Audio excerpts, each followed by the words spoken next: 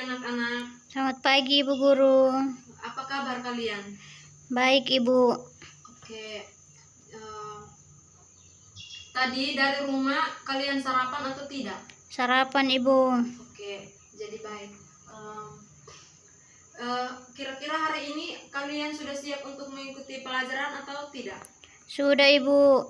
Oke, berarti tadi malam kalian sudah siap belajar tentang materi kita pada hari ini. Di mana materi kita pada hari ini itu tentang pertumbuhan dan perkembangan pada hewan.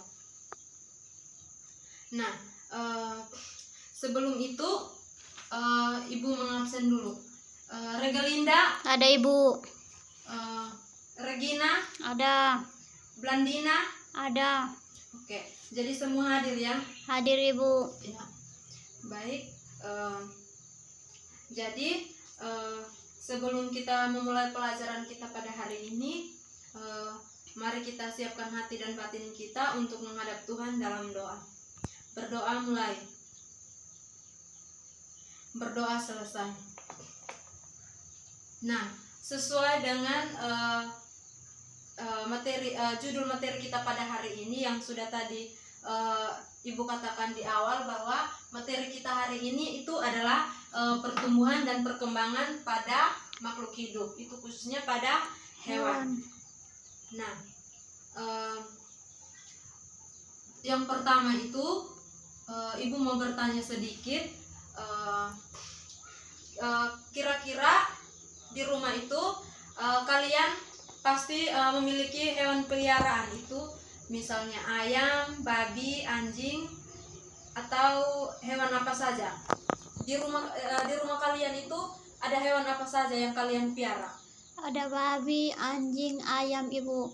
Oke, jadi Ibu ambil salah satu contoh, misalnya pada babi itu kira-kira pada saat dia masih kecil, setelah beranak dia itu masih kecil, kalian pasti mengamatinya kan,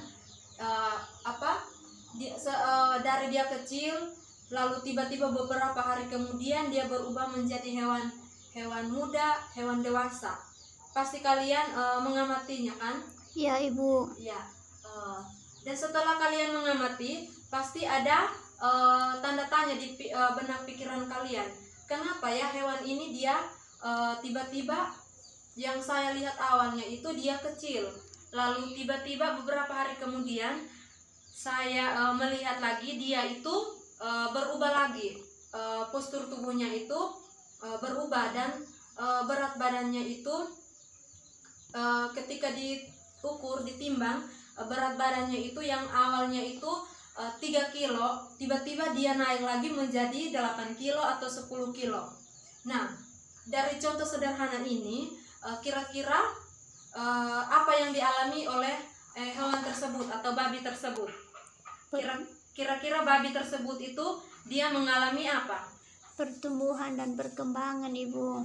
Oke, betul sekali yang kalian jawab. Jadi babi tersebut atau hewan tersebut itu dia mengalami pertumbuhan dan perkembangan.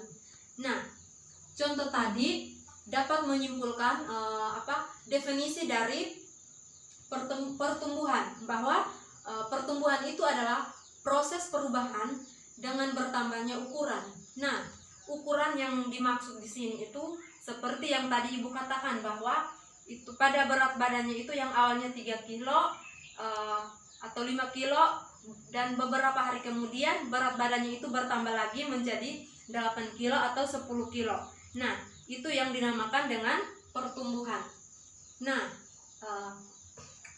pertumbuhan ini terjadi karena akibat dari pembesaran sel yang ada di dalam tubuh makhluk hidup tersebut atau babi tersebut yang tadi kita ambil sebagai salah satu contoh. Nah, setelah perkembangan kita masuk lagi pada setelah pertumbuhan kita masuk pada perkembangan. Nah, ada yang tahu pengertian dari perkembangan? Tidak tahu Ibu. Oke, jadi perkembangan di sini itu adalah suatu proses menuju kedewasaan, di mana dewasa di sini maksudnya hewan tersebut dia itu sel-sel reproduksinya itu sudah matang atau sel-sel yang lainnya itu sudah bisa melakukan reproduksi. Misalnya pada babi tadi, setelah dia menjadi hewan muda, lalu dia berkembang menjadi hewan dewasa. Nah, setelah dia menjadi hewan dewasa, nah babi ini dia sudah siap untuk dikawinkan, untuk menghasilkan makhluk hidup baru lagi. Nah, hal ini terjadi karena babi tersebut itu dia fungsi-fungsi selnya itu sudah mulai berfungsi dan struktur sel pada hewan tersebut itu mengalami perubahan. Nah, setelah kita mengetahui definisi dari pertumbuhan dan perkembangan, kita masuk pada faktor-faktor yang mempengaruhi pertumbuhan dan perkembangan. Nah, di sini ada dua faktor.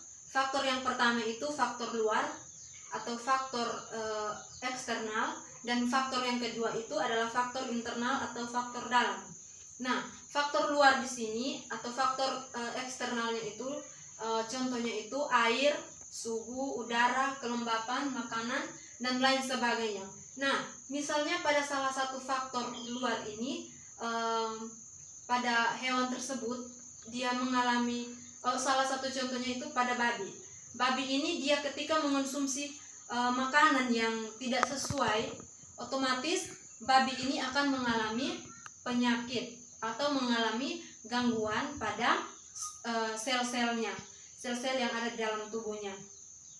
Dan bisa jadi apa yang dikonsumsi babi tersebut, yang dimakan oleh babi tersebut, bisa mengakibatkan kematian pada babi tersebut.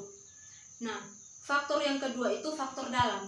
Nah, faktor dalam ini dia dibagi lagi menjadi dua. Itu ada faktor gen dan faktor hormon. Nah, apa yang kalian ketahui tentang gen? Nah, gen di sini itu adalah pewarisan sifat dari induknya ke anak-anaknya. Misalnya pada ayam jantannya itu misalnya warna merah campur hitam, terus ayam betinanya itu misalnya abu-abu atau kuning. Nah, setelah ayam jantan dan ayam betina melakukan reproduksi dan menghasilkan telur, terus telur ini menetas lalu menghasilkan individu baru, makhluk hidup baru. Nah, di situ makhluk hidup barunya itu misalnya ada campuran bulu hitam dan bulu merah dari ayam jantan tadi dan bulu kuning dari ayam betina tadi. Bisa warna tersebut akan tercampur dan menjadi satu warna, misalnya kuning atau abu-abu atau hitam, bisa jadi seperti itu. Itu yang dinamakan dengan gen. Nah, setelah kita mengetahui definisi dari pertumbuhan dan perkembangan pada hewan, kita mengetahui lagi juga fungsi-fungsi faktor-faktor yang mempengaruhi pertumbuhan dan perkembangan pada hewan. Nah, sekarang kita masuk pada tahapan-tahapan pertumbuhan dan perkembangan pada hewan. Nah, di sini ada dua fase, di mana fase yang pertama itu fase embrionik dan fase yang kedua itu adalah fase pasca embrionik. Nah, fase embrionik ini dia terjadi awalnya itu dia membentuk zigot. Dia membentuk zigot, di mana zigot ini dia itu satu sel. Nah, zigot ini dia terbentuk dari hasil peleburan antara sel sperma dan sel ovum yang melebur menjadi zigot. Jadi tahapan yang pertama itu dinamakan dengan zigot. Nah, setelah zigot ini dia akan membelah menjadi dua sel. Yang tadinya satu sel, dia membelah lagi menjadi dua sel. Nah, jadi tahapan yang kedua ini dinamakan dengan tahapan pembelahan sel.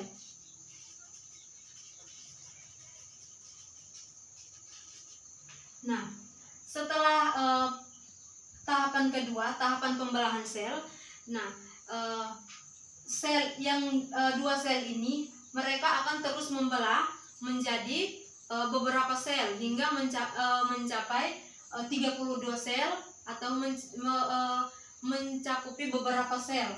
Itu 32 sel itu bentuknya itu seperti buah anggur, dia segerombolan. Pernah dapat lihat buah anggur atau belum? Sudah, Ibu. Ya. Jadi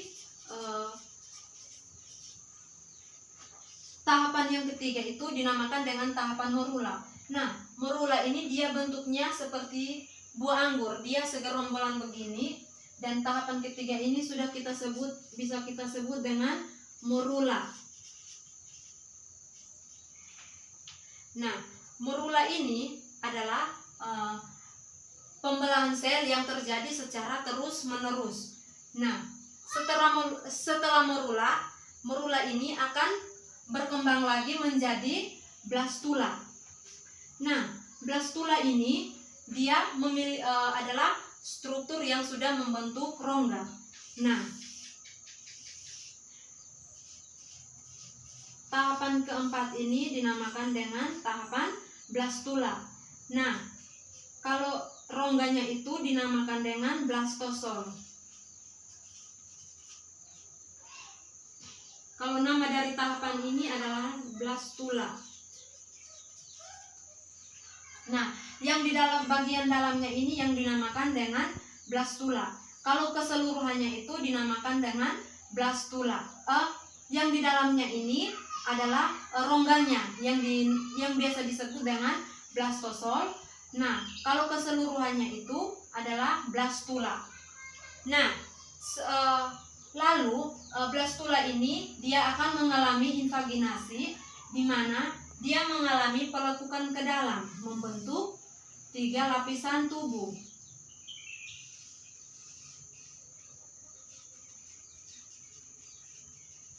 Nah, blastula ini, Ibu ulangi, blastula ini dia akan mengalami invaginasi atau melakukan pelekukan ke dalam yang membentuk 3 lapisan tubuh. Nah, jadi proses dari blastula ini, proses dari tahapan ini dinamakan dengan proses gastrulasi. Kalau nama dari tahapan ini adalah tahapan gastrula. Kalau jadi tahapan dari bagian ini dinamakan dengan gastrula. Kalau prosesnya itu dinamakan dengan proses gastrulasi. Nah, tadi dikatakan bahwa gastrula ini membentuk 3 lapisan tubuh. Nah, kira-kira apa saja 3 lapisan tubuh tersebut? Nah, di sini lapisan yang pertama itu adalah lapisan ektoderm. Lapisan ektoderm atau lapisan luar, lapisan paling luar.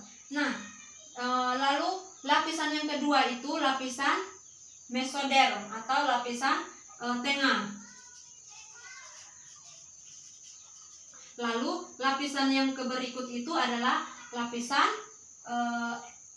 endoderm atau lapisan paling tengah.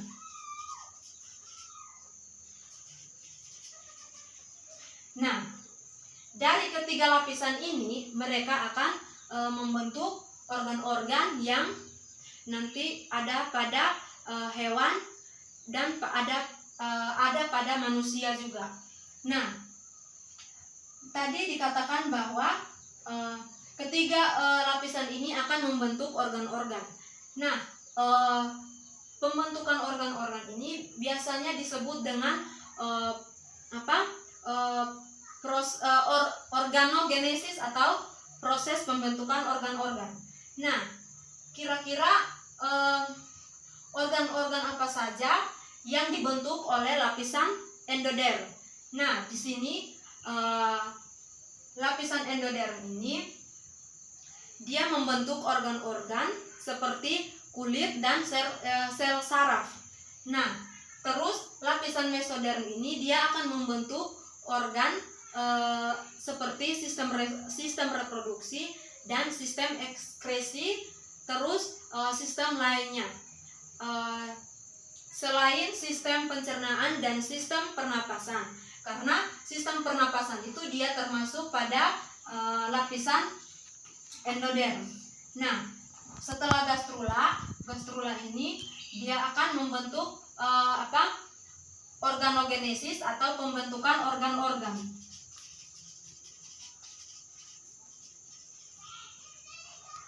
Nah, jadi pada fase embrionik ini dia ada beberapa tahapan, di mana yang pertama itu sigot, lalu yang kedua itu pembelahan sel, yang ketiga itu merula, dan yang keempat itu blastula, yang kelima itu gastrula, lalu pembentukan organ-organ atau organogenesis, proses pembentukan organ-organ atau organogenesis. Nah, berikutnya itu kita masuk pada fase pasca embrionik.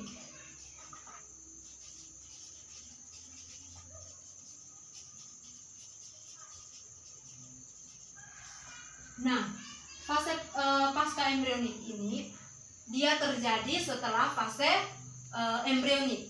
Nah, fase pasca embrionik ini dia dialami hanya pada hewan yang unik, hewan yang unik saja yang dia mengalami fase pasca embrionik ini. Nah, itu pada hewan invertebrata, contohnya pada serangga yang biasa kita ketahui dengan metamorfosis. Ada yang tahu metamorfosis itu apa? Tidak tahu, Ibu. Oke. Jadi, metamorfosis di sini itu adalah serangkaian perubahan yang terjadi pada suatu hewan secara bertahap atau secara terus-menerus, secara periodik atau secara dengan kata lain itu secara bertahap. Nah, ternyata metamorfosis ini juga ada dua. Yang pertama itu metamorfosis sempurna, dan yang kedua itu adalah metamorfosis tidak sempurna. Nah, metamorfosis sempurna ini pada metamorfosis sendiri dikatakan bahwa serangkaian perubahan yang terjadi pada hewan itu secara bertahap atau secara periodik dan secara terus-menerus atau secara berulang-ulang. Nah, kalau pada metamorfosis sempurna ini itu adalah perubahan pada setiap makhluk hidup itu kelihatannya itu perubahannya itu sangat jelas. Misalnya itu pada kupu-kupu,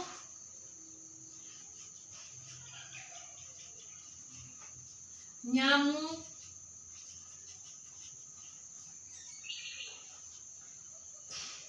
dan katak. Nah, Ibu ambil salah satu contoh metamorfosis sempurna di sini itu kupu-kupu. Nah, metamorfosis sempurna ini di mana Ibu ulangi definisinya atau pengertian dari metamorfosis sempurna ini itu di mana adalah suatu perubahan pada setiap tahapan perkembangan pada kupu-kupu atau pada nyamuk, katak ini sangat jelas.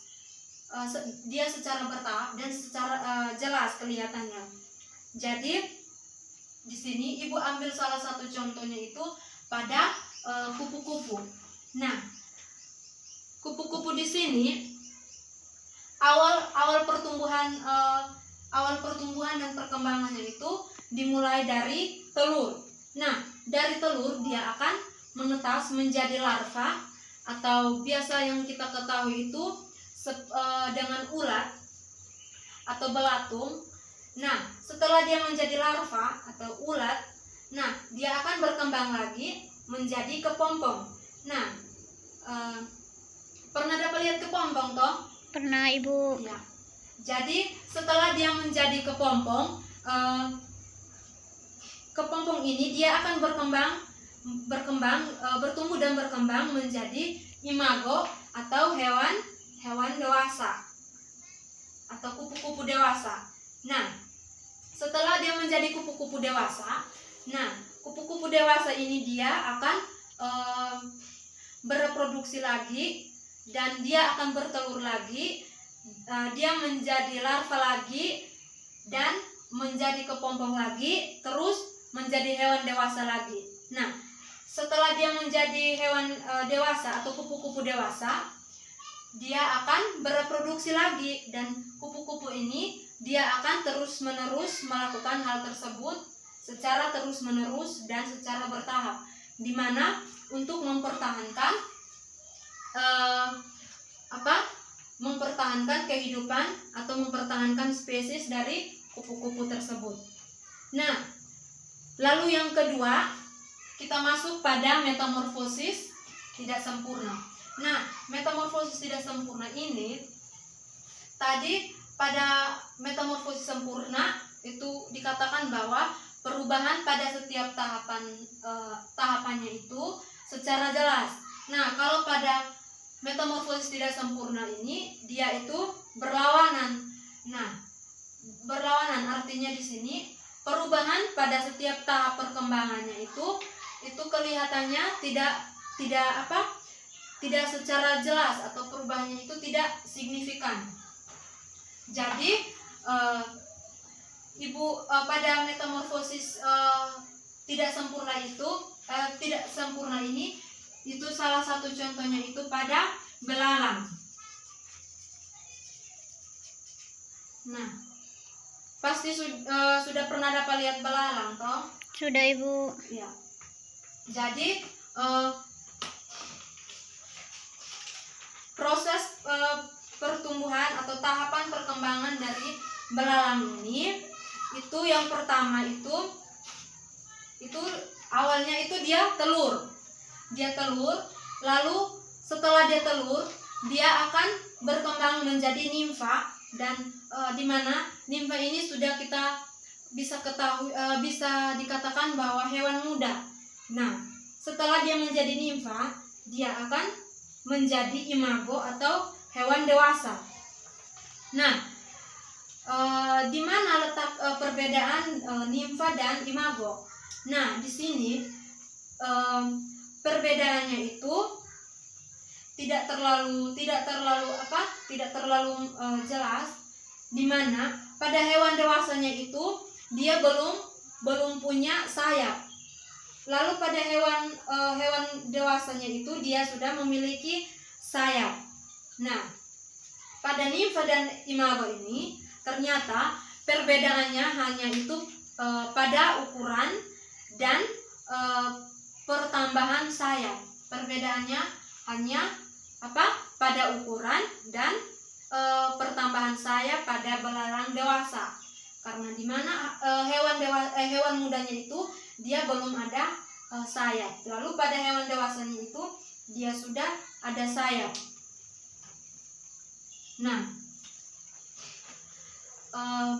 sekian dari materi kita, pembelajaran kita. Kira-kira siapa yang belum mengerti di bagian mana, supaya Ibu jelaskan ulang. Atau belum mengerti, ada yang mau bertanya, silakan. Pas Ibu. Oke, kalau pas, jadi materi kita hari ini tentang pertumbuhan dan perkembangan pada hewan. Nah, berbicara tentang pertumbuhan dan perkembangan pada hewan, di sini tidak hanya dialami oleh hewan saja, tetapi kita sebagai manusia, tumbuhan juga mengalami pertumbuhan dan perkembangan.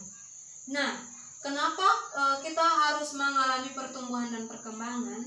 Karena di mana kalau misalnya kita tidak mengalami pertumbuhan dan perkembangan, berarti di sini kita bukan makhluk hidup yang normal. Nah, di sini Setiap makhluk hidup pasti mengalami pertumbuhan dan perkembangan, mulai dari kita manusia, hewan, dan tumbuhan. Kenapa kita mengalami hal tersebut?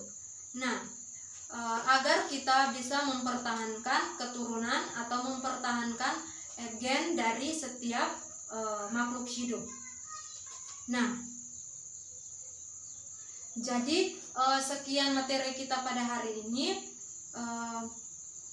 Ibu harap kalian mengerti tentang apa yang disampaikan Ibu dari tadi.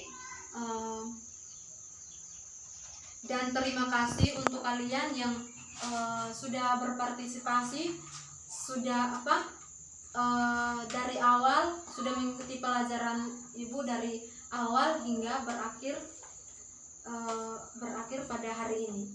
Jadi sekian dan terima kasih. Selamat sore.